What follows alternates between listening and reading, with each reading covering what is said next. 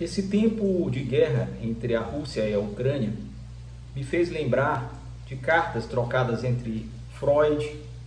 e Einstein, ali pelos idos de 1932 e 33. Inclusive em 33 sai Why War, ou seja, Por que a Guerra? Uma série de missivas, de cartas trocadas entre dois dos maiores gênios da humanidade. E nelas Einstein pergunta, dentre outras coisas, por que a guerra? E Freud, já um nome de peso na história do pensamento europeu, tenta dar algumas pistas a Einstein, falando, por exemplo, que na reunião de pessoas que formam as sociedades, os grupos humanos, há sempre uma tendência a pessoas seguirem líderes. E há os que dominam e os que comandam, e há os que são dependentes dessas pessoas. E são a maioria das pessoas dependentes de um líder. A guerra em si mostra uma parte, diz Freud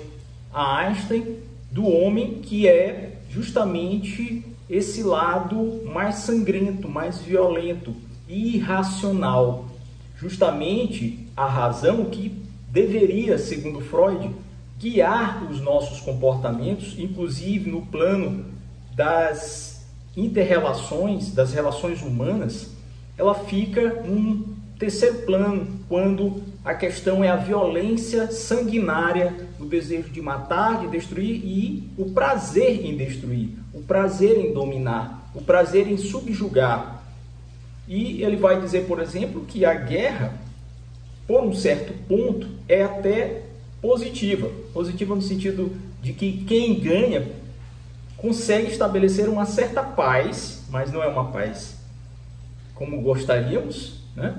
Que dura um certo tempo. Não é a paz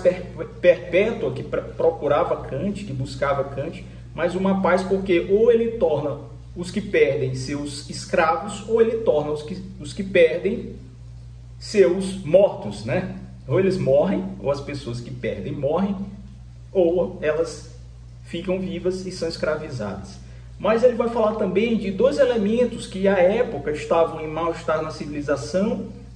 e em outras obras dos seus estudos já avançados na psicanálise, que são duas pulsões que todos nós trazemos conosco, a pulsão de vida e a pulsão de morte. E na guerra a pulsão de morte toma um lugar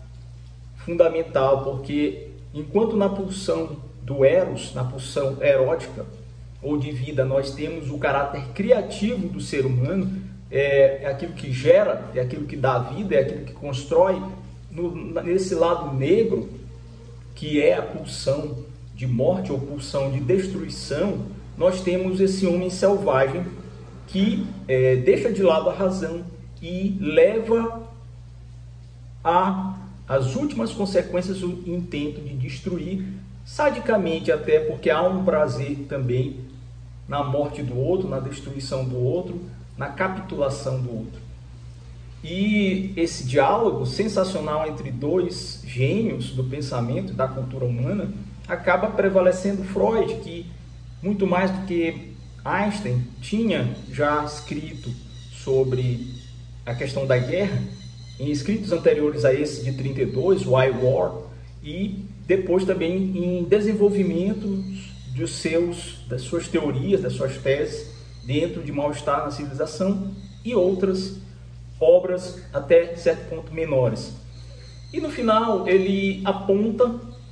né, Einstein pergunta como nós poderíamos fazer para dar fim às guerras, e ele aponta a possibilidade ou a necessidade da criação de um poder que representasse todos os outros poderes, ou então de uma instituição que, com base nessa razão, com base nessa necessidade de manutenção da vida e de manutenção da paz, né, dessa pulsão de vida e não de morte, pudesse representar todas as outras nações no sentido de garantir direitos e de buscar viabilizar a paz entre todos esses povos, e que isso só poderia acontecer se houvesse uma espécie de liga de nações, assim como pensou Kant em a paz perpétua, que